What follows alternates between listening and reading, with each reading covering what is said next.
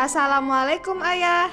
Waalaikumsalam warahmatullahi wabarakatuh. Bagaimana anak-anak? Sudah siap mendengar cerita hari ini?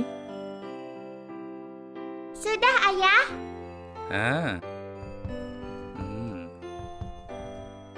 Oke anak-anak, hari ini Ayah akan menceritakan kisah tentang Kisah Nabi Ismail alaihi salam.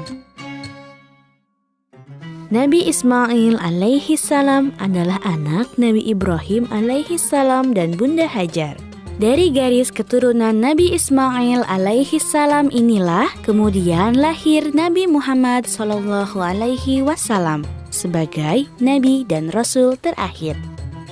Ia adalah orang yang paling ikhlas dan taat kepada perintah Allah Subhanahu wa taala.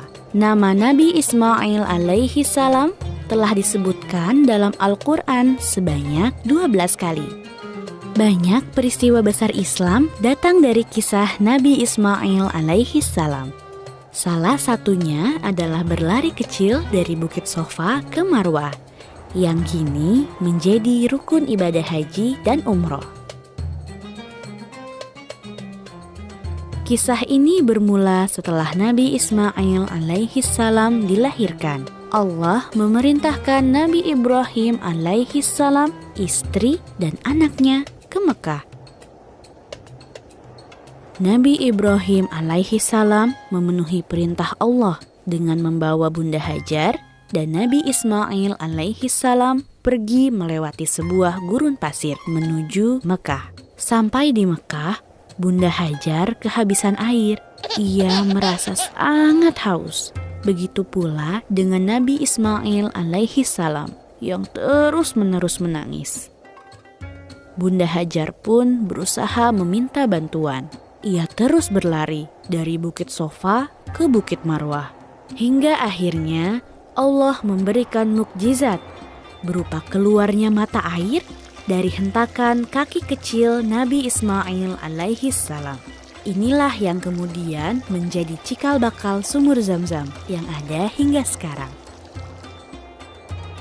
Setelah Nabi Ismail alaihi salam remaja, Nabi Ibrahim alaihi salam mendapatkan mimpi berupa petunjuk dari Allah Subhanahu wa taala untuk menyembelih Nabi Ismail alaihi salam, anak semata wayangnya yang ia tunggu-tunggu selama hampir 99 tahun. Namun, untuk menaati perintah Allah, ia segera mendatangi putranya dan menyampaikan mimpi tersebut.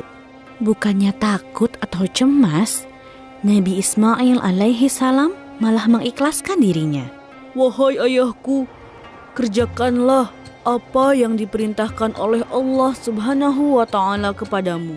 Insya Allah, kamu akan mendapatiku termasuk orang-orang yang sabar." Nabi Ibrahim alaihi salam kemudian pergi ke Mina untuk bersiap-siap menyembelih Nabi Ismail alaihi salam. Ia mengikat kain di atas muka Nabi Ismail alaihi salam agar ia tidak dapat melihat raut wajahnya. Mereka sudah menyerahkan semuanya kepada Allah Subhanahu wa taala.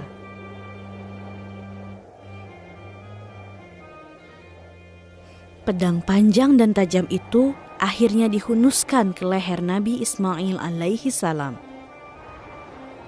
Sebuah keajaiban pun datang. Malaikat Jibril alaihi salam diutus oleh Allah untuk menggantikan Nabi Ismail alaihi salam dengan seekor kibas yang sangat gemuk. Allah telah menyelamatkan Nabi Ismail alaihi salam. Dari peristiwa inilah kemudian turun perintah Allah kepada umat Islam untuk melaksanakan ibadah kurban di setiap bulan haji atau bulan Dzulhijjah.